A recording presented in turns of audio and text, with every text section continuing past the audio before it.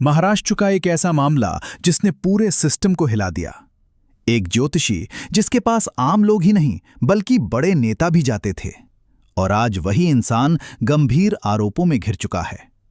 Reports के अनुसार अशोक खरट पहले मर्चेंट नेवी में काम करता था और खुद को कैप्टन कहलवाता था। समुद्री नौकरी छोड़ने के बाद वो नासिक में बस गया और धीरे धीरे खुद को ज्योतिषी और आध्यात्मिक गुरु के रूप में स्थापित करने लगा।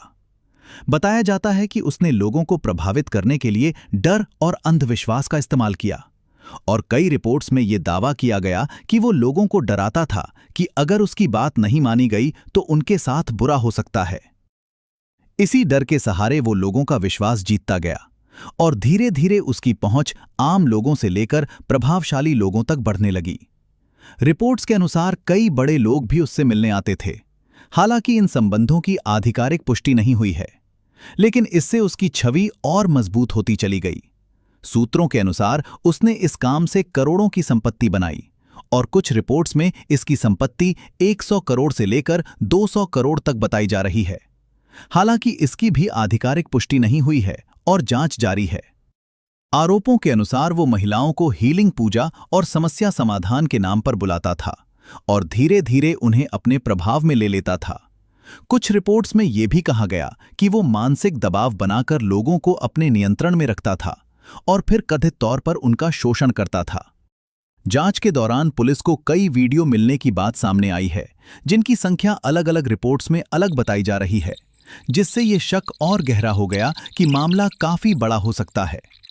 जैसे जैसे ये मामला सामने आया, वैसे वैसे कई महिलाएं आगे आईं और उन्होंने आरोप लगाए कि उनके साथ लंबे समय तक धोखाधड़ी और शोषण किया गया। इसके बाद पुलिस ने इस पूरे मामले में कार्रवाई शुरू की और गिरफ्तारी की खबरें सामने आईं। फिलहाल जांच जारी है और कई एजेंसियां इस पूरे मामले की जांच कर रही हैं।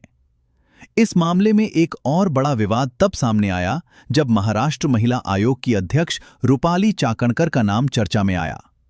रिपोर्ट्स के अनुसार उनकी कुछ तस्वीरें और वीडियो अशोक खरात के साथ सामने आए, जिसके बाद राजनीतिक और सामाजिक स्तर पर विवाद बढ़ गया।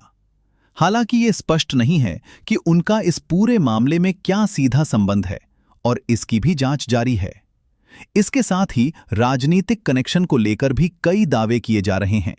कहा जा रहा है कि कुछ प्रभावशाली लोग उससे जुड़े हुए थे, लेकिन इन दावों की आधिकारिक पुष्टि अभी तक नहीं हुई है।